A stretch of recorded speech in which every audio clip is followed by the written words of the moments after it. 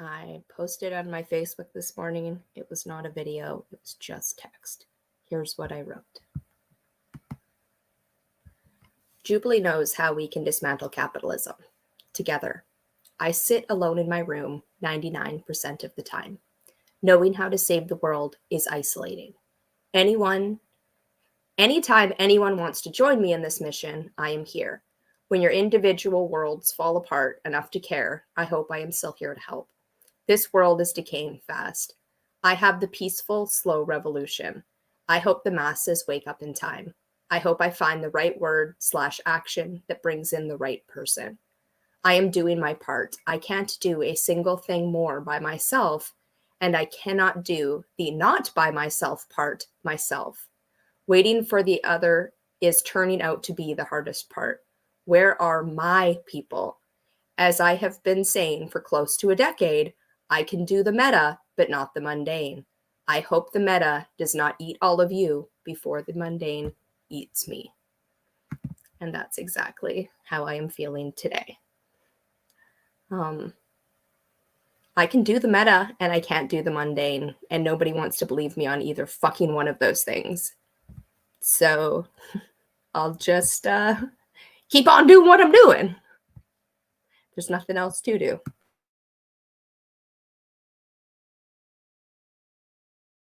But this is a playlist I put up, the first one, the introduction, on my grandma's birthday. And my second piece of jewelry fell off a few months after my first on October 16th. My second one fell off this day, December 4th.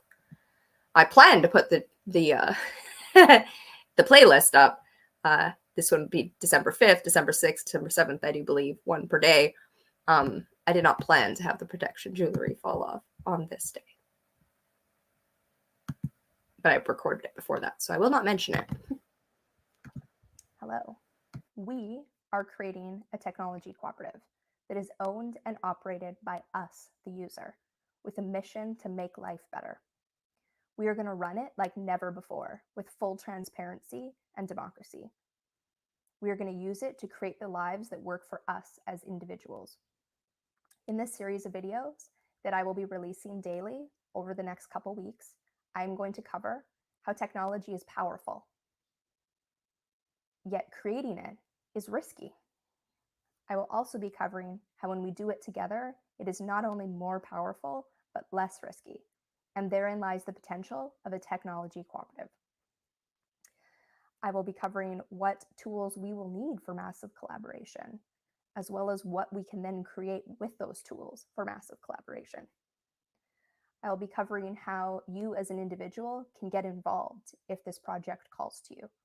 So please like and subscribe and hit that little bell so you will be notified over the next couple of weeks when I release the videos daily.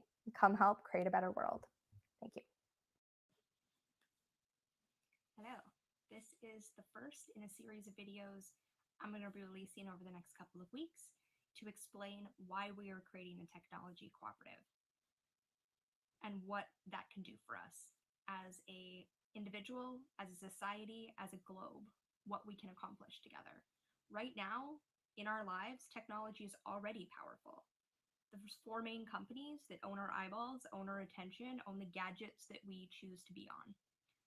They are Amazon, with $134 billion and 100 million Prime subscribers. That's not all the people who use Amazon. Those are just the ones who pay for the free shipping and streaming video. There are $104 billion under the hands of Facebook, with 2.8 billion users. Google, $102 billion with 2 trillion searches a year. Apple, 80 billion with 1 billion people choosing to use their devices, roughly 1.4 billion products. This is being recorded on an Apple product. There's a reason they've gotten to be so powerful, and it's that they've given us something of value. They've connected us, informed us, empowered us, and made our lives cheaper and more convenient. But that has also come at a cost. We are their commodity. They are selling our data and our attention and our connections to advertisers, and that is making us more addicted. They're making their decisions for profit because they're playing game A. There's no question about it. We can create a technology company that's based on cooperation, that meets our needs for less and less and less money and puts us in power of our data. So this is the first in a series of videos that's going to explore why we are starting with tech, what we can create together, and why what we are going to create together they can't compete with. Those are huge numbers. To even think you can compete with them, become the new Amazon, the new Facebook, the new Google, the new Apple, we're going to become them all because we're going to start small and we are going to keep improving and keep inviting more people. We don't start competing with them on any level. But as we add people, as we add our own data, as we add our human ingenuity to the collaboration, to voluntary cooperation, comes a point where they can't compete with us because they're working for profit and we're working for purpose, and people are ready to work towards purpose. So please like and subscribe. A better world is on its way. Stay tuned for more. Technology is risky. When somebody has an idea for a new app, they have to put in so much guesswork as to what the user wants and needs. Then they make an iteration that they hope meets most of the needs of the people that they've made it for. The product itself could be faulty. It could be a crappy product, in which case the market's doing its job by not letting you stay on the market. But most of the time with technology, it's 90% of the way there to be usable. But it's broken in a tiny way that breaks the whole thing. It meets the needs or fixes the problem for 90%.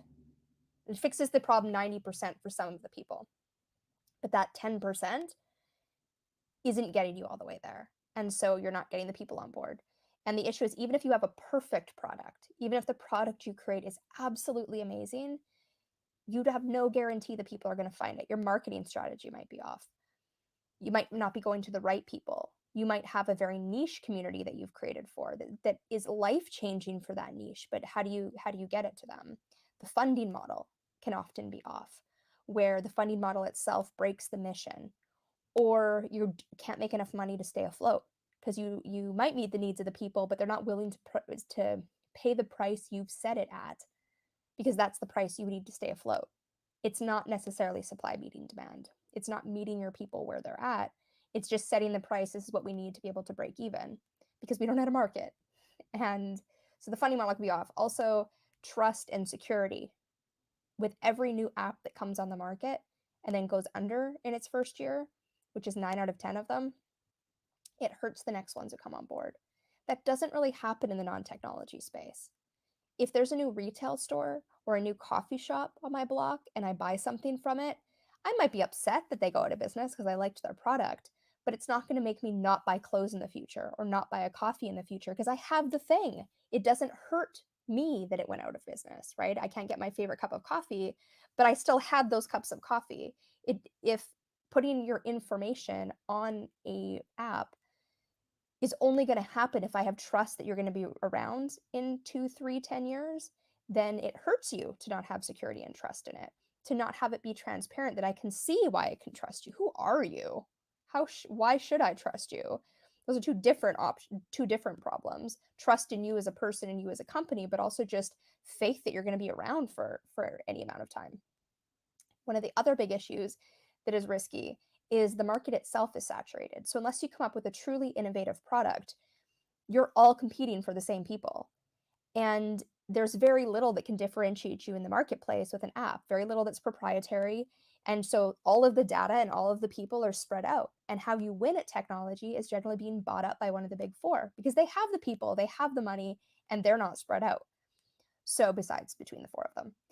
And so when we're competing with them, it's very risky to create technology. And the more that come in and fail, and there aren't systems in place to improve them, if they're 90% of the way there and there isn't that extra way to get that 10% from the users to say, well, I'd use it if, right? If this wasn't $10 a month and it was $5 a month, or it was based on ads, I'd use it then. That there isn't a way to improve it together. There isn't a way to trust it together. And every new person that comes on the market, every new app has to start back at square one, not knowing why all the ones who were in that marketplace before failed. So tech is risky. I am creating a video series that explains why a technology cooperative is most of the good and basically none of the bad, and why we need a technology cooperative to create a better world. A better world is on its way. Please like and subscribe. Technology is powerful. It's also risky. When we create it together, it is less risky and more powerful. So in this video, we are going to cover the things that we can do with technology together that no single technology company designed for profit and owned by a tiny few can even hope to accomplish. You can imagine if we owned Facebook together, how powerful that would be, that we could improve it, we could make sure we trust the information. We would put the systems in place to make sure we're fact checking in a way that doesn't stifle free speech, make sure that we're keeping people safe. Now, we don't own Facebook, nor are we going to own Facebook. But we can recreate something very Facebook-like and own it together. Even if we just had Facebook, that would be amazing. But there are things that we can do together when we own it together and design it together that they will never be able to do. And therefore, we outcompete them hands down. They have to convince us that they're working more in our benefit than in our disadvantage, right? That they give us more than they cost us. And it's starting to show they're costing us a lot. They're selling our data, they're costing us elections, they're doing things that are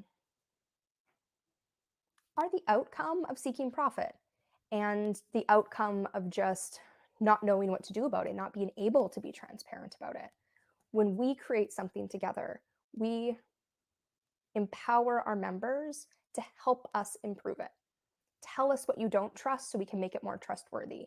Tell us what doesn't make sense in the transparency of information so we can make it make better sense to you. Tell us what features would help you be empowered in using this technology more. Or is it hurting your life because you're addicted to it? How can we help your life be better? How can we create it in a way where it doesn't have that overarching power over your life?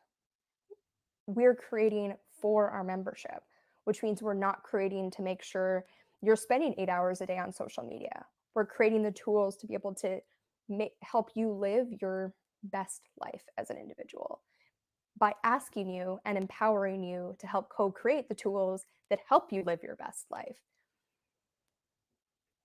We can create something so powerful because we trust it. With a system that invites you to share your medical information in a safe way, including your genetic information, your environmental information, and your current health status and the treatments that you choose to seek, together with our collective information. One person's data isn't going to cure cancer. One-off scientific studies aren't going to cure cancer. But the plethora of information we can create and utilize together, we can cure cancer. We can cure Alzheimer's, or at least drastically reduce the instances that occur. The only way to do that is for it to be voluntary and trustworthy and safe. For-profit companies aren't going to be able to do that. There is so much information we need to be able to tackle the complex interconnected problems we face right now, the environmental problems, the social problems, our personal problems, our health problems. All of that is going to require a cooperative. It's the only way to do it. The only way we solve all of these complex issues is together with a system we trust and can understand as individuals. And we do that by continually looking to improve it. How, if you don't trust it, what would get you to trust it? If it doesn't make sense to you, what would make it make sense to you? Those things are built into the cooperative model. And they are exactly what we can do that Facebook and Google and Apple and Amazon can't. And with that, we outcompete the tech giants because they can't do what we are going to do. Doing technology together in a way where we're constantly improving it and looking to support it, looking to make it better for ourselves and everybody else, it's more powerful than anything they can create. Thank you. Please like and subscribe. Technology is risky, but when we create technology